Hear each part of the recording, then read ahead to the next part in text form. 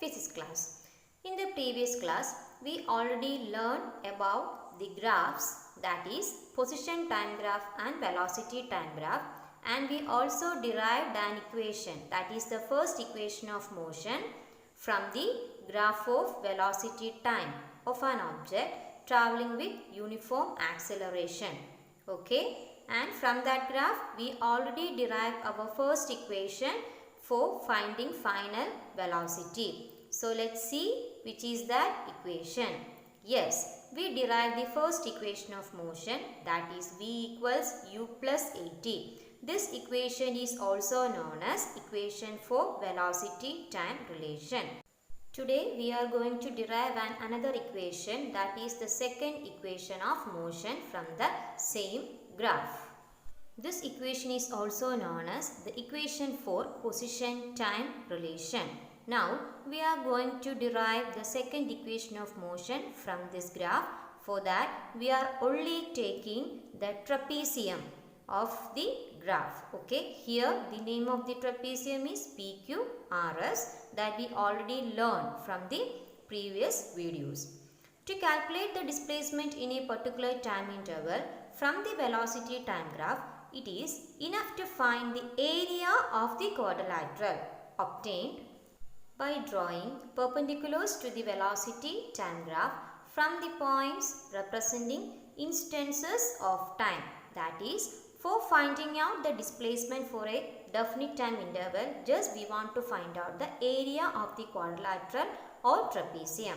So, here is the quadrilateral or trapezium from the graph. PQRS is the name of the quadrilateral or trapezium obtained here.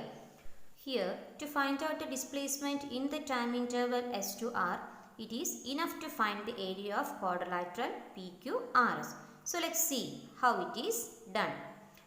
Quadrilateral PQRS is a trapezium that we know. The equation to find the area of trapezium, A is the area, equals half h into A plus B. Okay. Here A and B are the length of the parallel sides and h the distance between them, that we already noted on the figure. So displacement equals area of trapezium PQRS. Okay, displacement is equal to area of trapezium PQRS. Displacement equals area of trapezium PQRS. So what is the area of trapezium PQRS? Half into SR into PS plus QR. Okay. So we insert the values of H, A and B from the figure in this equation. Okay. Next, we are going to give the values of PS, QR and SR. So, what is the value of PS from the figure? PS equals U, that is the initial velocity. QR equals V, final velocity, and SR equals T, that is the time.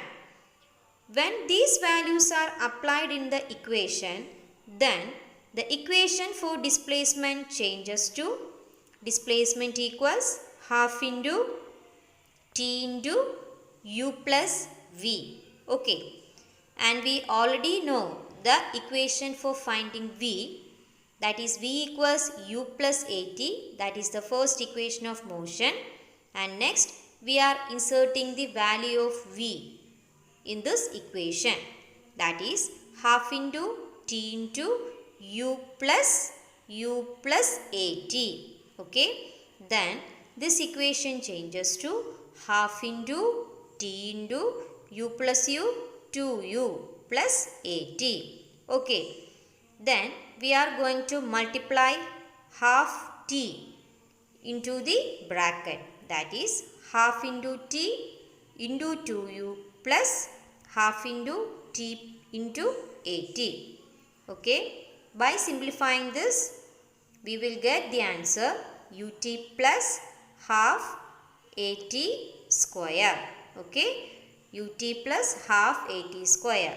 Therefore, S equals UT plus half AT square. Okay. So by simplifying the equations that we got from the quadrilateral, what is the equation we got? S equals ut plus half at square. This is the second equation of motion, or the equation showing position-time relation. Next, we are going to study about the third equation of motion, that is the equation showing position-velocity relation. So, from the given graph, that is the displacement equals the area of the quadrilateral, we are going to find out the third equation of motion. Okay. So, from this quadrilateral, we can say that, yes, that is the displacement equals the area of the quadrilateral, that is S equals half h into a plus b. So, let's see what is h, a and b. Okay. So, what is h? That is the time, a u and b v, the final velocity. Then the equation changes to S equals half into t into u plus v. And we already know the equation for finding acceleration, that is a equals, therefore t equals v minus u by a. From this equation we find out an equation for t, that is t equals v minus u by a. Next we are going to substitute the value of t in the equation. S equals half into t into u plus v. So the equation changes to S equals half into v minus u by a into u plus v. Okay. That is S equals half into v minus u by a into v plus u. We just rearrange the u plus v into v plus u. The next step, S equals half into v minus u into v plus u divided by a. Okay. Then the equation changes to S equals v square minus u square divided by 2a. That is 2a is equals v square minus u square.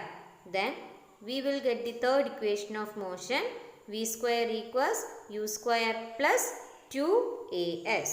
This equation helps us to calculate the final velocity v of an object using u, a and s, even if the time taken to travel is unknown. So let's consolidate the equations of motion once more. The first equation, v equals u plus at. Second equation, s equals ut plus half at square. And third equation, v square equals u square plus 2as. These equations are applicable only to uniformly accelerated motion. Okay. I hope you all understood the contents in this video. If you have any doubts related with this, you can ask me through the WhatsApp or by the online class. Okay. So don't forget to write the 3 equations of motion in your notebook. Okay. So thank you for watching.